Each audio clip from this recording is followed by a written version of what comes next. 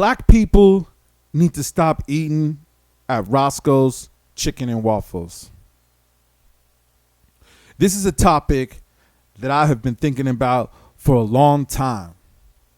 Can I tell y'all this? And you may not believe me, but I can't remember the last time I ate at Roscoe's and Chicken and Waffles. You know why? Because I always thought that it was a low-key racist place. A place that for some odd reason seems to attract rappers, basketball players, and actors. And even politicians. Oh, would you look at that? Out of all the presidents in the world, the only one that seemed to have visited a Roscoe's Chicken and Waffles was Obama. Yeah, man. I always felt that this was a place where people wanted to be seen. And that the food wasn't even really that good. It's overpriced for what you're paying for. I don't even really eat fried chicken that much anymore, because let's not even discuss what it does to black people. But I don't even try to eat it as much as I used to. I mean, I love fried chicken. Who doesn't, right? I sound like that commercial.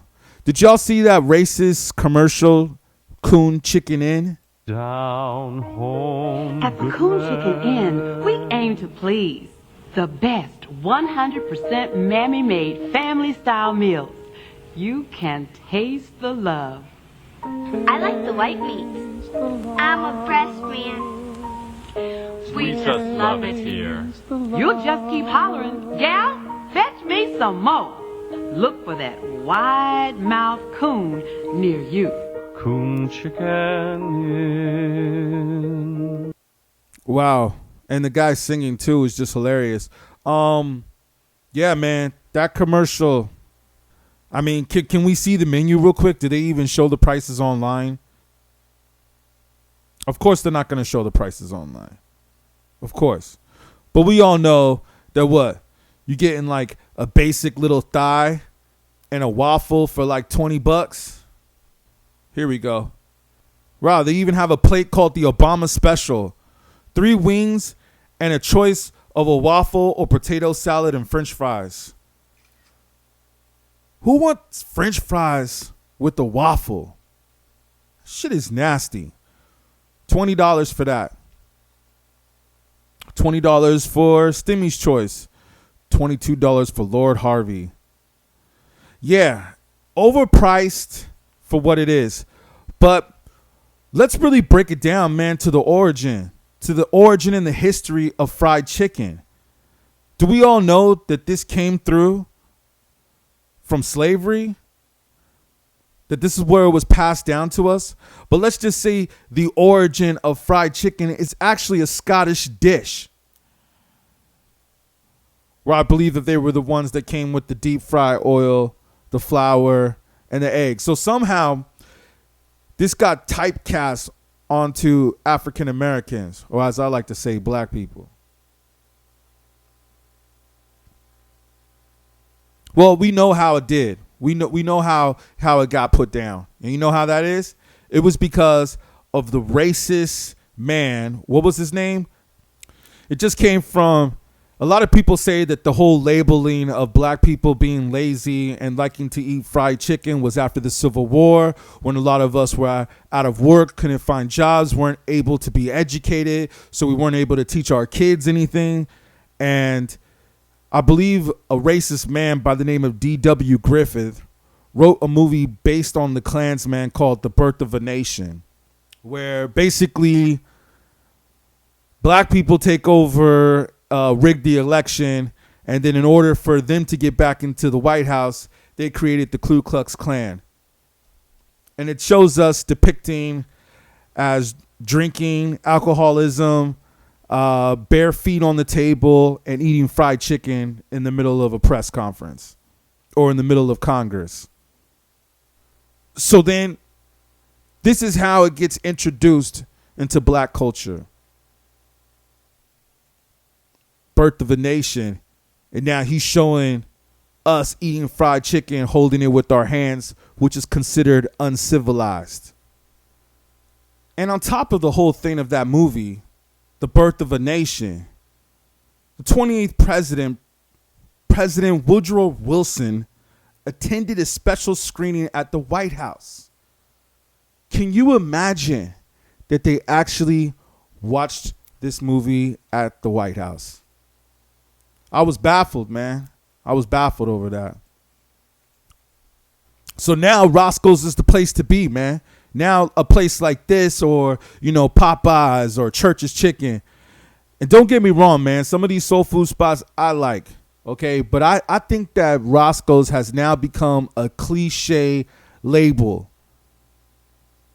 And what happened in these weeks in hip hop at Roscoe's, it's not really the first time the incidences like this happen. This just might be one of the most televised because, yes, it is very tragic.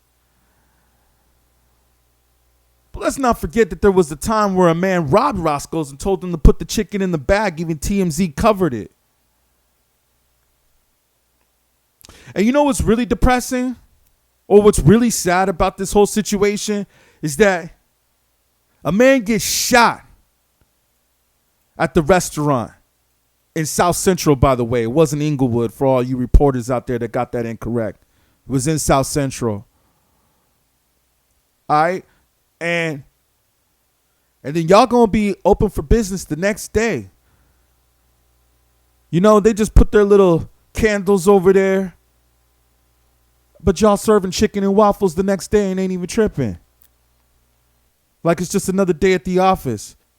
Let me look at the origin of chicken and waffles. It first appeared in the United States colonial period in the 1600s in Pennsylvania Dutch country. The traditional Pennsylvania Dutch version consists of a plain waffle with pulled stewed chicken on top, covered in gravy. Although the dish originated in eastern Pennsylvania, it is generally found throughout the northeastern United States. Okay, first of all, I was like, yo, man, what's Pennsylvania Dutch? Let's Google it. Pennsylvania Dutch cuisine reflects the influences of the Pennsylvania Dutch's German heritage. It is extremely common to find Pennsylvania Dutch cuisine throughout the Philadelphia, Delaware Valley region. Okay, so you know what? I mean, this is coming from Europe, yo. This whole thing with chicken and waffles is actually a European dish. Now, how it made the jump to being associated with the black race is a very interesting concept when you look at it. Our ancestors who were slaves started making this fried chicken for their slave owners and for themselves and for their children. And it became a favorite across the world. We can't deny that everybody loves fried chicken, but we got depicted on it. And I believe that it was after that film. The exact origins of this dish are unknown. Waffles entered American cuisine in the 1600s with the European colonists. The food's popularity saw a notable boost after 1789 when Thomas Jefferson purchased 4 waffle irons in Amsterdam. So there you have it, man. I mean, it didn't really get popular until the 1800s. Hotels and resorts outside of Philadelphia served waffles with fried catfish. Such establishments also served other dishes such as fried chicken, which gradually became the meat of choice due to catfish's limited seasonal availability. So, yeah, man, we was all liking that catfish with our waffles. Can't really imagine that. Waffles served with fried chicken and gravy were noted as a common Sunday dish among Pennsylvania Dutch by the 1860s. So these are pilgrims that came from Europe, stopped in Amsterdam or the Netherlands, stopped over there, discovered the waffle, took it to America, and then birthed the chicken and waffle, which was then passed down to the slaves. And the slaves came with adding their own seasoning because we couldn't take that bland food. And it was the Scottish that our fried chicken recipe came from. And let's not also forget that the U.S. first widely accepted the printed recipe for fried chicken when it appeared in 1824 in the first regional American cookbook, The Virginia Housewife, authored by Mary Randolph, a white woman from a slave-holding family and a distant relative of Thomas Jefferson. Now, of course, like they say, man, in history, this starts much earlier than hers, but this recipe is what put fried chicken on the map for the generation Southern cooks. A white woman was the one that made this dish popular. All right? Let's be real, yo. It was probably the slaves that taught her how to make this. And if not, the slaves were the ones that took that recipe and then basically seasoned it. This is a slave recipe, yo. This is a slave food. And it also makes me wonder about why we have so much fast food in America that's actually not really good for you. Because when you travel around the world, you don't see fast food places everywhere like you do in America. And if you really think about it, a lot of this fast food originated from was because of the Great Depression. People couldn't afford to eat good, so they resorted to hamburgers and fried chicken.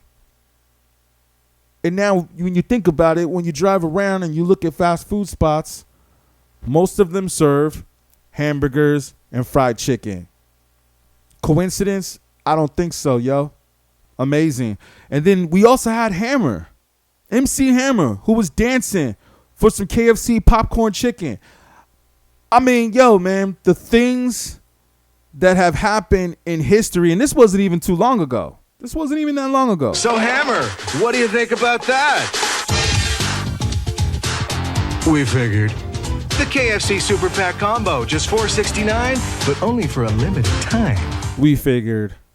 Wow. Well, you're stuck here. Wow. I mean, yeah, man, the stereotypes, the racism just keeps it going. So, you know.